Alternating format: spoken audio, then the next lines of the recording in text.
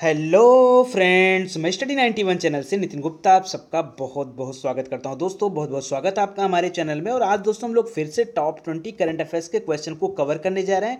But आप सभी ध्यान देंगे कि पिछले एक वर्ष का करंट अफेयर्स अगर आपने नहीं देखा है, नहीं पढ़ पाए हैं या किसी वजह से आपको याद नहीं है तो ये सीरीज आपके लिए बड़ी इंपॉर्टेंट है, क्योंकि हम लोग कवर कर रहे हैं डेली करंट अफेयर्स को नहीं, हम लोग कवर कर रहे हैं पिछले एक साल के करंट अफेयर्स को। ठीक है, यानी पिछले एक साल में आपको कौन कौन से महत्वपूर्ण करंट अफेयर्स हुए हैं, कौन कौन सी घटनाएं हुई हैं, वो सब मैं आपको याद कराने की कोशिश कर रहा हूं। तो ये सीरीज आपके लिए बड़ी इंपॉर्टेंट है। तो चलिए स्टार्ट करते हैं और देखते हैं कि आज के लिए कौन कौन सा प्रश्न आपके लिए जरूरी है, ठीक है, जो आपके एग्जाम में आ सकता है। और इसके लिए आपको जरूरी कि आप हमारे चैनल को भी सब्सक्राइब करें, प्लस बेल आइकन को जरूर प्रेस करें, क्योंकि तभी आपको नोटिफिकेशन के थ्रू ये पता चल पाएगा कि कितने वीडियोज हम लोग अपलोड करते हैं। पहला क्वेश्चन है दोस्तों कि गांधी शांति पुरस्कार 2018 किसे दिया गया। एक्चुअली 2019 का भी बटा नहीं है, इसलिए 2018 ही जो है हमारे लिए इंपॉर्टेंट है। तो गांधी शांति पुरस्कार, और एक वजह से और इंपॉर्टेंट हो जाता है क्योंकि ये पिछले 4 वर्षों से दिया ही नहीं जा रहा था। ठीक है, क्यों नहीं दिया जा रहा था, रहा होगा कोई कारण भाई मोदी सरकार की।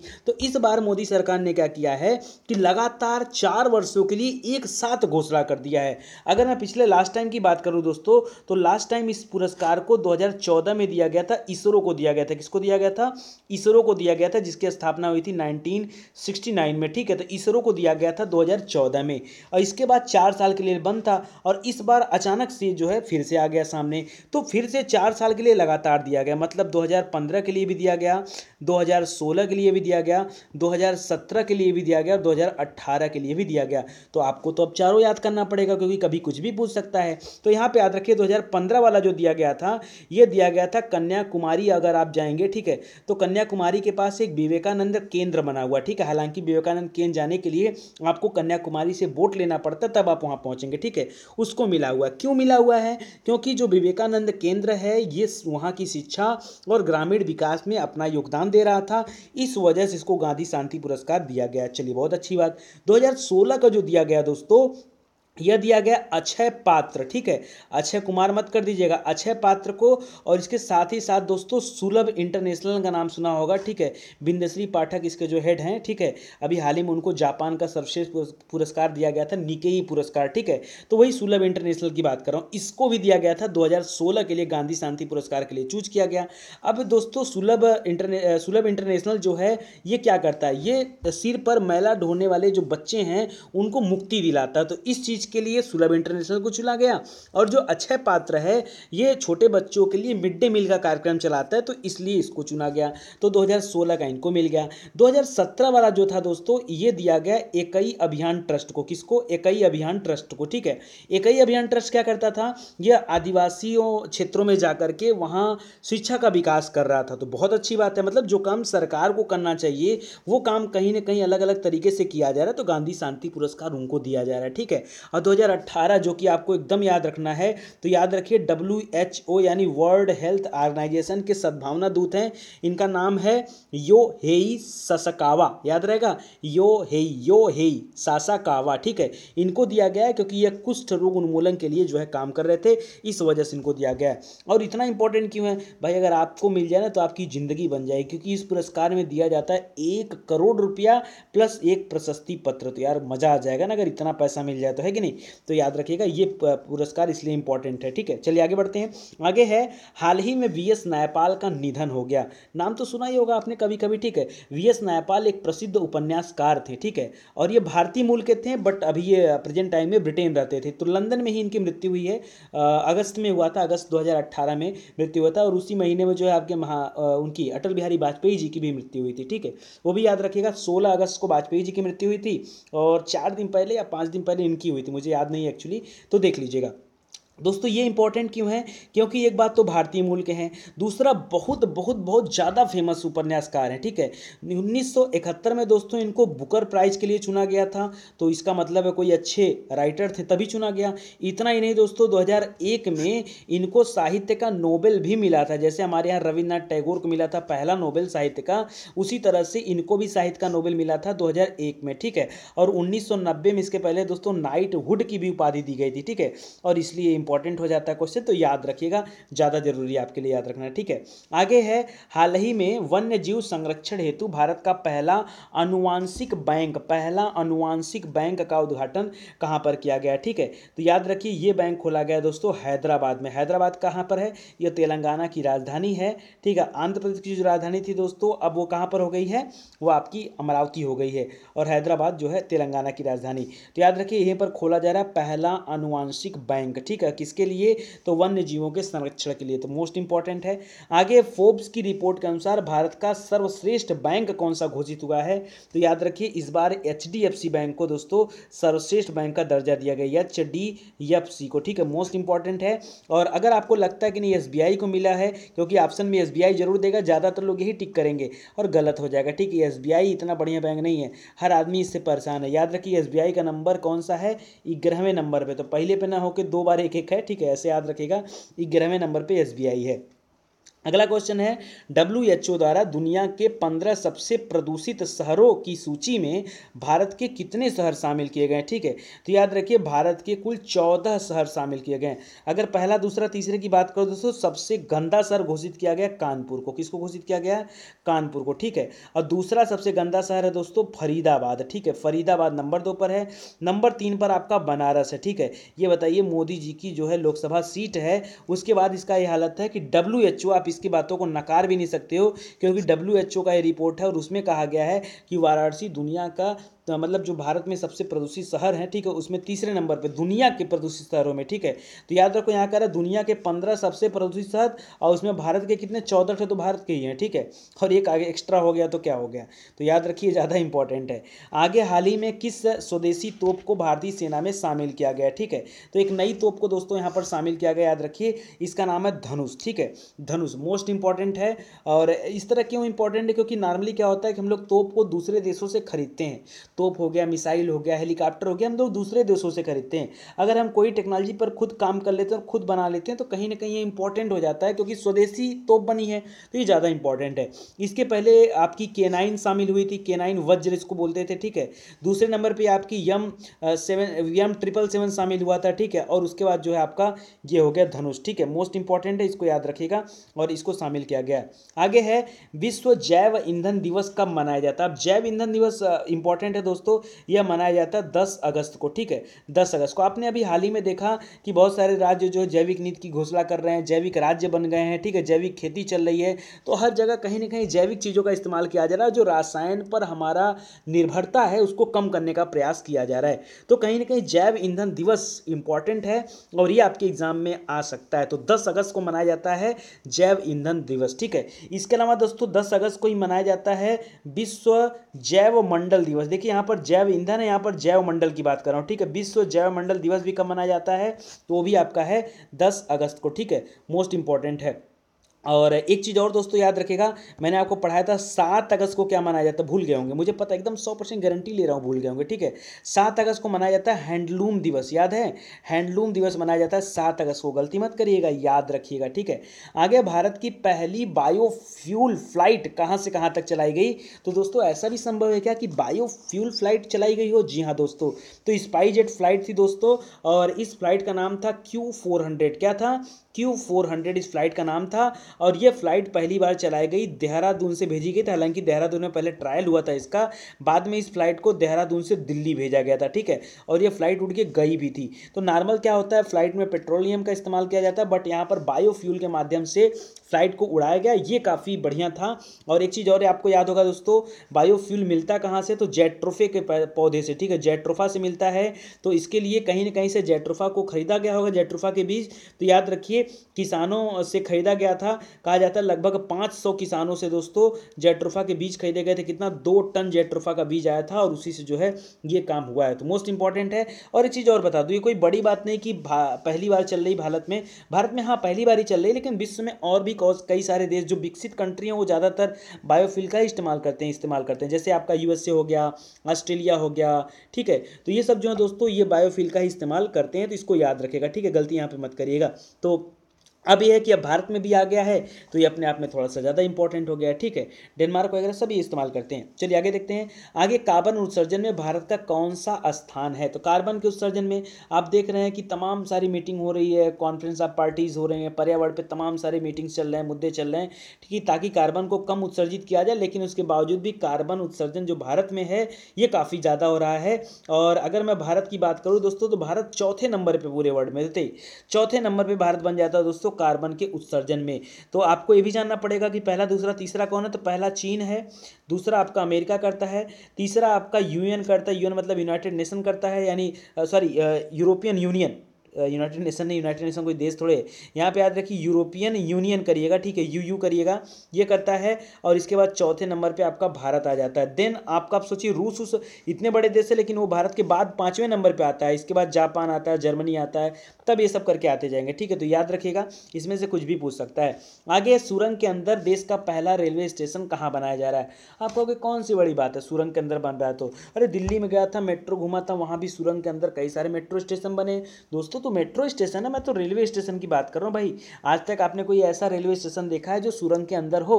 हाँ, सुरंग के अंदर से रेल जाते हुए देखा होगा, लेकिन कोई स्टेशन अभी नहीं देखा होगा। रेलवे स्टेशन की बात कर रहा हूँ मैं, मेट्रो स्टेशन की बात नहीं कर रहा हूँ। मेट्रो स्टेशन तो सबसे पहले कलकत्ता में बना था जो भूमिगत था, ठीक है, उसके बाद आपका दिल्ली में आया मेट्रो, ठीक है।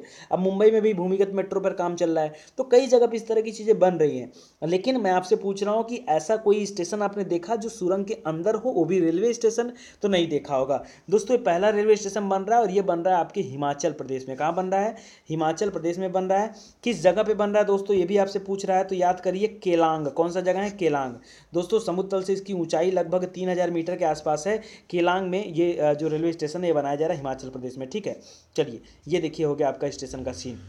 आगे है, हाल ही में चुनाव आयोग ने कौन सा ऐप लॉन्च किया है? ठीक है, तो चुनाव आयोग ने एक ऐप लॉन्च किया जिसका नाम है सी विजिल। याद रखिए, सी विजिल इसका नाम है, ठीक है। ये सी विजिल ऐप करेगा क्या दोस्तों?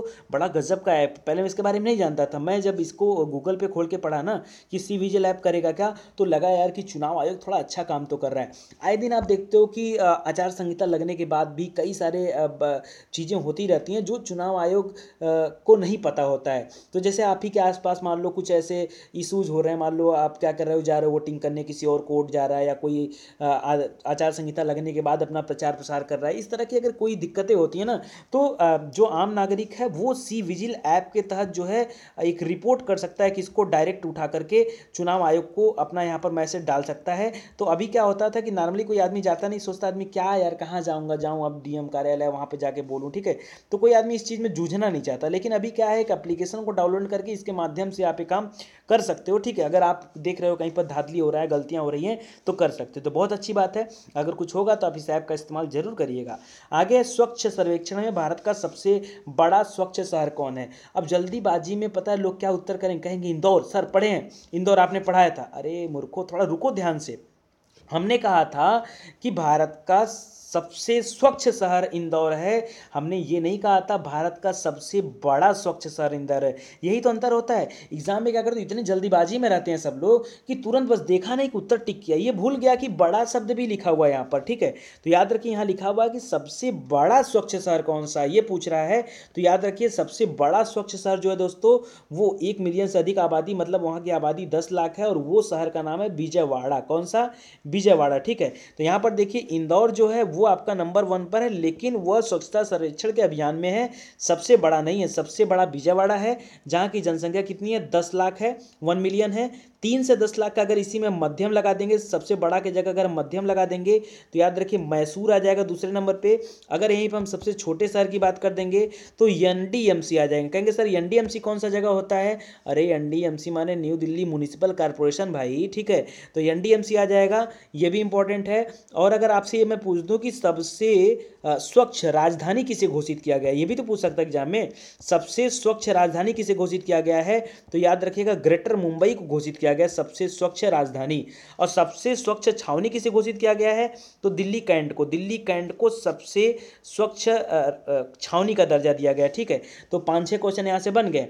10 सबसे बड़ा जो है स्वच्छ शहर विजयवाड़ा, मध्यम पे मैसूर, छोटा पे एनडीएमसी, नंबर 1 पे आपका इंदौर, राजधानी में ग्रेटर मुंबई, और सबसे स्वच्छ छावनी जो हो दिल्ली कैंट। इतना याद रखिएगा यहाँ से। ठीक है, चलिए आगे बढ़ते हैं। करा हाल ही में किस देश ने अपना नाम बदल दिया।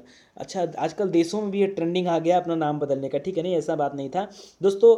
एक देश था यहाँ पर देखिए मेसोडोनिया। ठीक है, मेसोडोनिया की लड़ाई चलती थी ग्रीस के साथ। देखिए नीचे ग्रीस देश है। ठीक है, इसके साथ लड़ाई चलती थी, तो उसने अपना नाम उठा के बदल दिया, और बदल करके अपना नाम रख दिया मेसोडोनिया पहले था, उसको बदल कर रख दिया उत्तरी मेसोडोनिया गणराज्य। क्या रख दिया, उत्तरी मेसोडोनिया गणराज्य। ठीक है, गणराज्य मतलब रिपब्लिक, यानी रिपब्लिक ऑफ नॉर्थ मेसोडोनिया। ठीक है, ये हो गया।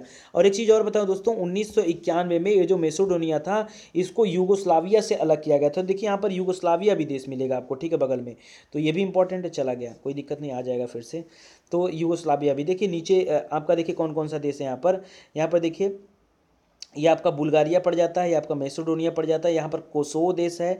ठीक है, ये आपका ग्रीस पड़ जाता है, अल्बानिया पड़ जाता है, मोस्ट इंपॉर्टेंट है। ठीक है, तो ये चीज़ आप याद रखिएगा। ठीक है, ये आपका यूरोपियन कंट्री में सब आते हैं। आगे, हाल ही में किस बैंक को आरबीआई ने लाइसेंस दिया है। ठीक है, तो याद रखिए आरबीआई जिसको रिजर्व बैंक ऑफ इंडिया कहते हैं, इसने अभी हाल ही में बैंक ऑफ चाइना को दोस्तों लाइसेंस दे दिया भारत में काम करने के लिए। तो ये इंपॉर्टेंट है, इसको भी ध्यान दीजिएगा। आगे, हाल ही में डोर स्टेप बैंकिंग सेवा किसने शुरू किया, तो ये स्टार्ट किया है भारतीय स्टेट बैंक ने। चलो जीवन में कुछ तो अच्छा काम किया इसने। तो मुझे बड़ा चिढ़ आता है, स्टेट बैंक मुझे दुनिया का सबसे गंदा बैंक लगता है। ठीक है, यहाँ के मतलब जो लोग काम करने वाले ना बड़े अस्कती अजीब टाइप के लोग होते हैं, मतलब जो काम ही नहीं करना चाहते। ठीक है, एक तरफ से सब, मेरे तो कई बार झगड़े हो गए हैं, छोड़ो खैर अलग बात है। तो यहाँ पर देखिए एक डोर स्टेप जो बैंकिंग सेवा है दोस्तों, ये कहा गया कि 70+ जो होंगे, यानी 70 साल से अधिक लोग जो होंगे, ठीक है, ऐसे वृद्ध लोग को यार बैंक बुलाना अच्छी बात है, तो उनके लिए डोर स्टेप बैंकिंग सेवा दिया जाएगा। मतलब हम घर भेज करके उनके लिए जो है बैंकिंग व्यवस्था कराएंगे। ठीक है, तो याद रखिए। अरे अपने यहाँ तो करा ही नहीं पा रहे, घर भेज कर पता नहीं क्या कराएंगे, लिख दे लॉन्च कर देते, करना कुछ है नहीं इनको, है। चलिए आगे है, ऊर्जा नीति में योगदान के लिए किसे कार्नाट पुरस्कार 2018 से सम्मानित किया गया। ये बहुत अच्छी बात है दोस्तों। तो ये पुरस्कार इस बार दिया गया है पीयूष गोयल जी को। ठीक है, पीयूष गोयल जी को। ठीक है, बहुत बहुत मेहनती आदमी भाई, अब इनके बस की बात है। देखो रेल मंत्रालय भी संभाल लिया, कोयला मंत्रालय भी संभाल लिया, वित्त मंत्री भी उठा, मतलब सारा मंत्रालय संभाल ले रहे हैं। ठीक है, तो मतलब इसका टैलेंटेड तो है। ठीक है, याद रखिएगा। तो आगे चलिए बढ़ते हैं। आगे, हाल ही में जारी उच्च शिक्षण संस्थानों में एचआरडी रैंकिंग में पहले स्थान पर कौन है। ठीक है, तो याद रखिए आईआईटी मद्रास जो है दोस्तों, इसको पहले स्थान पर चुना गया, आईआईटी मद्रास को। ठीक है, सबसे बढ़िया, सबसे स्वच्छ, सबसे बढ़िया चुना गया है। दूसरे स्थान पे दोस्तों इंडियन इंस्टीट्यूट ऑफ साइंस को चुना गया। ठीक है, तो यहाँ देखिए इंडियन इंस्टीट्यूट ऑफ टेक्नोलॉजी है, और ये इसको चुना गया है मद्रास को, आईआईटी मद्रास को। आईएससी मतलब इंडियन इंस्टीट्यूट ऑफ साइंस जो है ये बेंगलुरु में है, तो इसको नंबर 2 पे चुना गया। और आईआईटी दिल्ली जो दोस्तों, आईआईटी होगा यहाँ पर, आईआईटी दिल्ली जो है तीसरे नंबर पर है। तो तीनों को याद रखिएगा। आगे है, ओपन सिग्नल द्वारा जारी रिपोर्ट के अनुसार भारत में 4G सर्विस की उपलब्धता के मामले में कौन सा शहर जो है शीर्ष पर है। तो याद रखिएगा दोस्तों, ओपन सिग्नल में जब देखा गया तो आपके झारखंड में आपका है धनबाद। ठीक है, धनबाद नंबर 1 स्थान बना दिया। ठीक है, तो धनबाद को पहला स्थान मिला है। यहीं पर रांची है दोस्तों, रांची को दूसरा स्थान मिला है, और जम्मू कश्मीर के श्रीनगर को दोस्तों तीसरा स्थान मिला है। तो 1, 2 और 3 याद रखिएगा। ठीक है, 4G नेटवर्क की बात कर रहा है। और 5G अभी किसने लॉन्च किया था, तो दक्षिण कोरिया ने 5G लॉन्च किया। और 5G मोबाइल किसने लॉन्च किया, तो सैमसंग ने लॉन्च किया। ठीक है, आगे, हाल ही में चर्चा में रहा एप्पड़ क्या है। एप्पड़ क्या है बताइए भाई, किसी कोई जानता है एप्पड़ के बारे में, नहीं जानते हैं। चलिए नहीं जानते हैं तो जानिए, उत्तराखंड का नाम तो सुना ही होगा, उत्तर प्रदेश से अलग हुआ था। ठीक है, उत्तराखंड, तो कह रहा उत्तराखंड के में कुमायूं क्षेत्र है। ठीक है, कुमायूं, तो उत्तराखंड के कुमायूं क्षेत्र का एक भित्ति चित्र है। ये भित्ति चित्र है दोस्तों, उसका फोटो है, जिसको लाल मिट्टी और चावल के आटे से बनाया जाता है। ठीक है, तो बड़ा इंपॉर्टेंट है, भित्ति चित्र है एप्पड़। ठीक है, आगे, सर्जिकल स्ट्राइक दिवस कब मनाया जाता है। चलिए ये तो बता दीजिए, हो गई तो भूल गए क्या, बताइए सर्जिकल स्ट्राइक दिवस कब मनाया जाता है। ये मनाया जाता है दोस्तों 29 सितंबर को। ठीक है, याद रखिएगा, मोस्ट इंपॉर्टेंट है, 29 सितंबर को मनाया जाता है सर्जिकल स्ट्राइक दिवस। अच्छा दोस्तों, आज मैं एक चीज़ आपको बताना भूल गया ना, कि मेरे चैनल पे कभी कोई एडवर्टीजमेंट आया करे ना, तो उसको पूरा देखा करिए, उसको स्किप मत किया करिए। ठीक है, प्लीज़ दोस्तों, देखिए इसी से थोड़ी इनकम होती है, और अगर अब इनकम नहीं बढ़ी यार तो फिर काम मैं कैसे करूँगा बताओ, थोड़ा सा आप लोग कर दो। और आज आपके लिए स्पेशल डे है। आज आपके लिए नहीं, आज मेरे लिए एक स्पेशल डे है। तो ज़रा आप मैसेज करके बताइएगा कि ऐसा कौन सा दिन है कि जो आज मेरे लिए बहुत स्पेशल है, ठीक है। खैर आप बताइएगा, कोशिश करिएगा, कमेंट करिएगा, मैं कमेंट जरूर पढ़ूंगा। तो याद रखिएगा, सर्जिकल स्ट्राइक 29 सितंबर, ठीक है। चलिए इसी के साथ दोस्तों आपका जो वीडियो है ये समाप्त होता है। और एक चीज़ और कहना चाहूँगा, जो पहली बार विजिट करें उनके लिए पढ़ने के लिए बहुत कुछ है। तो आप आइए हमारे प्लेलिस्ट में आ करके डिटेल में हर एक सब्जेक्ट को पढ़ सकते हैं, देख सकते हैं। और वीडियो अच्छा लगे तो शेयर जरूर करिएगा, ठीक है। Thank you so much.